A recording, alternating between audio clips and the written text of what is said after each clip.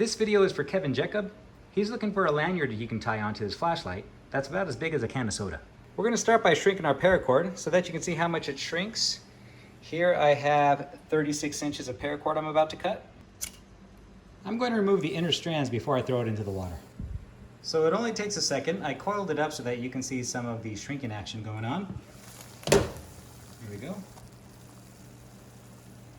You can see as it uncoils, as from the shrinking. And then eventually it stops. So let's pull it out. And you can see the paracord's not as pliable anymore. Holds its shape. But the best thing about this is that it's going to be elastic now. Now when we measure our cord, it only goes to 31 inches, so we lost 5 inches. And if you know what percentage that is, please leave it in the comments. Now paracord does have some stretch to it, but when you boil it, it almost turns into like a little bungee cord. So here is my imaginary flashlight, about the size of a can of soda. We want to tie off that little knot. We want to have enough cord. I'm going to use 78 inches. Here's my cord. I'm going to throw it in for the boil. Give it a few seconds there. Once it stops moving, then I'll pull it out.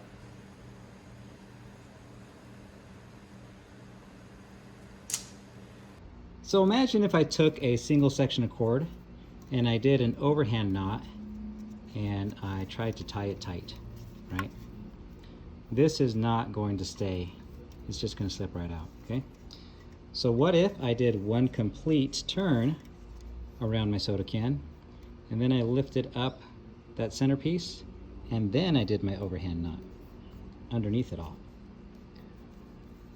Now what happens is when I pull my cord tight, this turn that goes on top, it's almost like holding your finger down on the knot.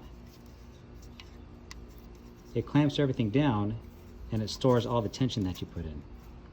But the more rope we have in contact with our surface, the more tension and friction we're going to have. So let's remove this, and we're going to do this again with a double strand. After boiling the gutted paracord, we lost 8 inches due to the shrink. And now we have a bungee type cord that we're going to tie around. We want the cord to lay flat. So we're going to join our two ends together, and we're just going to start ironing it between our fingers. I'll go one way to make sure that all the plating is nice and untwisted. There we go. And then I'll just go back the other way and do the same thing. Now it is helpful if your cord is dried because we're going to melt it at the end. We'll take our flashlight and we'll wrap our cord completely around, making sure that it stays dressed. There we go. And now we have to tie an overhand knot, but underneath these two pieces here. And so I'll use my trusty Marlin spike to help me lift up that cord and create a window so that I can take this loop here and place it underneath. There we go.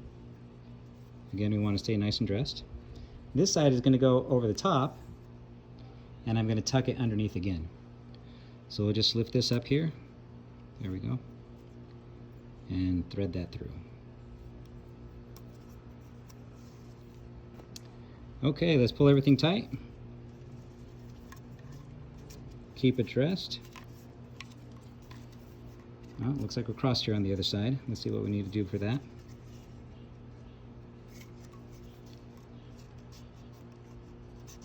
There we go. All right, now we're good. But this is not good. It's too long. So in order to shorten that up, I'm going to use a placeholder. This is 22 inches of paracord. I'll thread it through my loop. And now we're going to pull all this excess cord through our knot. So here we go. I'll just start pulling the excess cord out. Once I bottom out, I'm going to stop pulling. And this, I'm going to continue to chase around my knot until it exits out on the other side.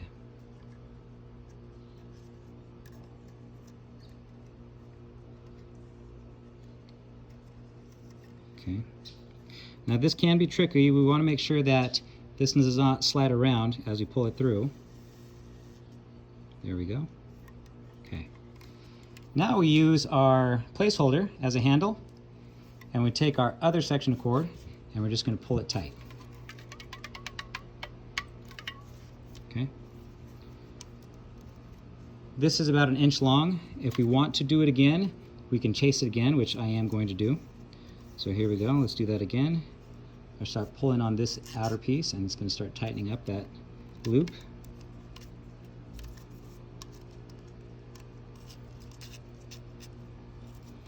We've bottomed out.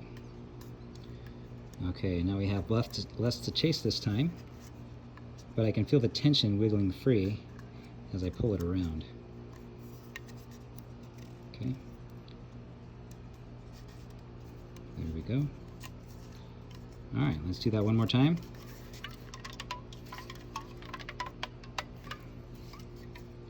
Okay, and I think that'll be good. Make sure everything's nice and dressed. There's our little loop. We have a razor blade here. We're going to use it to cut about 1/8 of an inch distance from the knot. There we go. We'll try to pick that up a little bit because we don't want to burn our flashlight. And then I'll use my torch to just seal off those ends.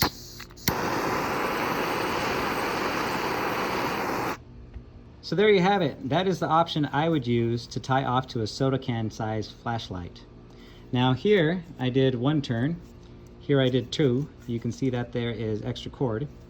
This one is going to have more gripping power. Not as much compared to this one. I do like that this is lower profile, if you want to use that word.